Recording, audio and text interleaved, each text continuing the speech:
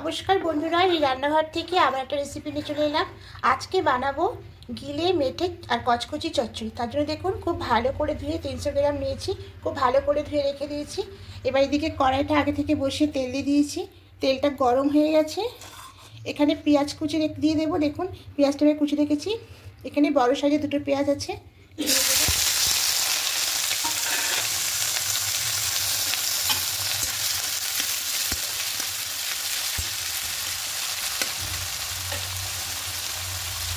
এবার টমেটোটা কেটে রেখেছি, এটাও দিয়ে দেবো।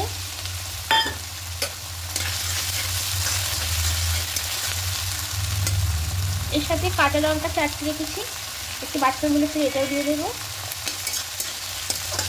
দিয়ে হালকা একটু ভেজে নেব। পরিমাণ মতো লবণটা অ্যাড করে দেবো।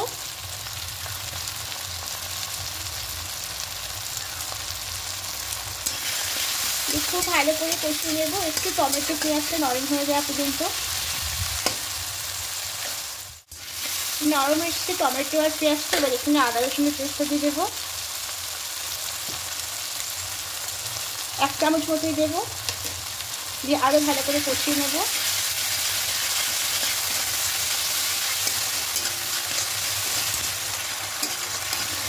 বাকি গুঁড়ো মশলাগুলো দিয়ে দেবো, ধনিয়ার গুঁড়ো, জিরে গুঁড়ো, হলুদ গুঁড়ো আর লঙ্কা গুঁড়ো। লঙ্কা গুঁড়োটা একটু কম পরিমাণে দিয়েছি, যেহেতু কাঁচা লঙ্কা দিয়েছি। এবার খুব ভালো করে একটু কষিয়ে নেব সব মশলাগুলো। সামান্য একটু জল দেব, এবার জল দিয়ে একটু ভালো করে কষিয়ে নেব। খুব ভালো করে কষিয়ে নিয়েছি, এবার এখানে মাংসগুলো দিয়ে দেবো।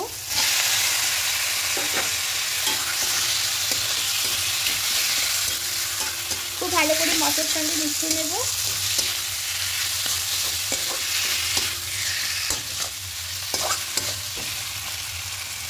এবার ঢাকা দিয়ে দিয়ে মাংসটাকে কষতে থাকবো।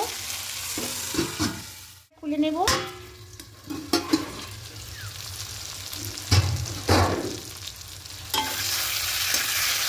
মাংসটা খুব ভালো করে দেখুন কষিয়ে নিয়েছি।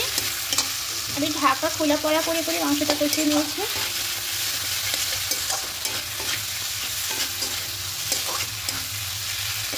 এবার এখানে সামান্য একটু জল দিয়ে দেবো।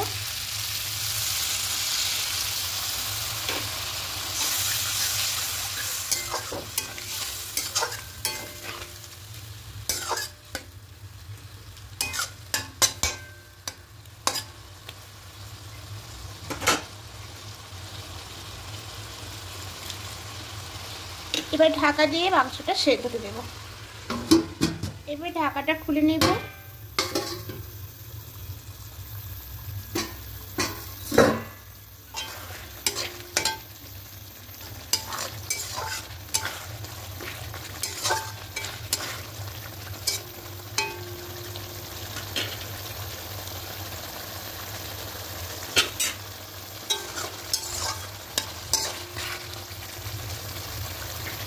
একদম রান্নাটা হয়ে গেছে।